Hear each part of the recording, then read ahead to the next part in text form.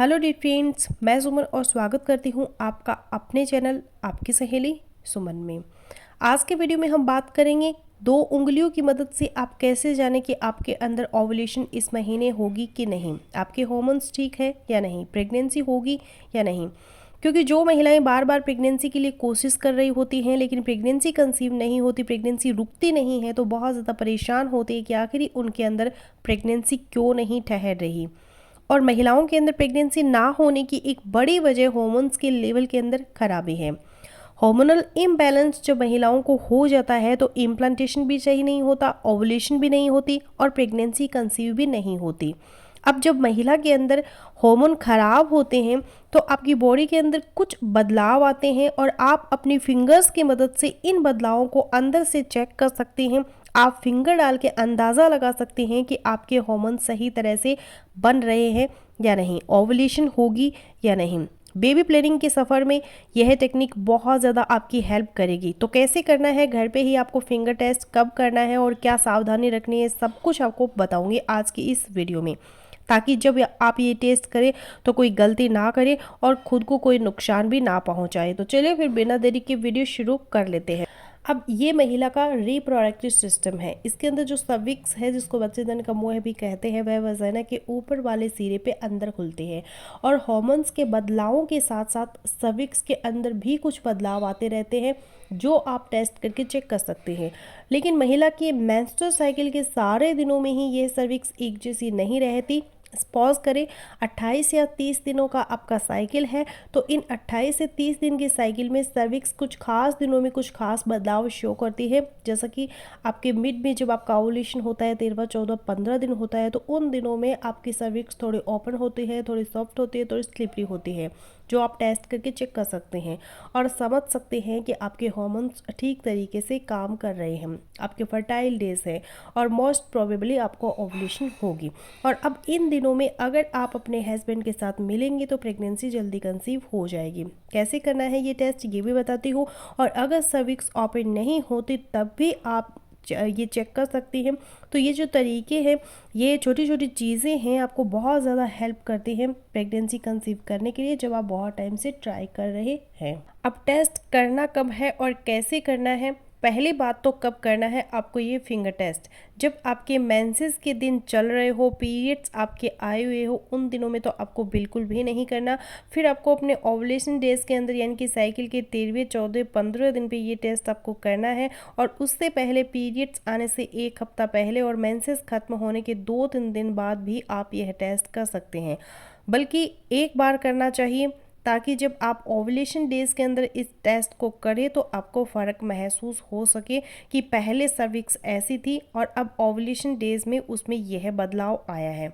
अब यह finger test आपको करना कैसे है, आपको अपना राइट हैंड यूज़ करना है। दायां हाथ और दाएं हाथ की 2 उंगलियां, इंडेक्स फिंगर और मिडिल फिंगर, यानी जो 2 उंगलियां अंगूठे के पास है, ये आपको यूज़ करनी है।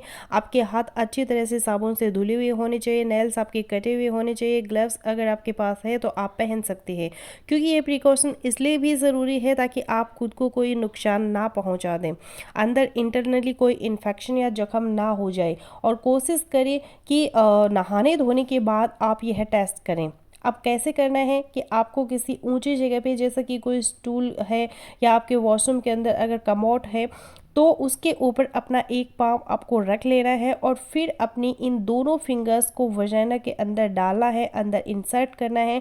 जितनी इन 2 फिंगर्स की लेंथ होती है ऑलमोस्ट उतनी ही वजाइना की लेंथ होती है। अब आपको सर्विक्स को फील करना है कि सर्विक्स बंद है या खुली। अगर खुली है तो फिंगर आसानी से अंदर की तरफ जाएगी और अगर बंद है तो आपको रुकावट महसूस होगी।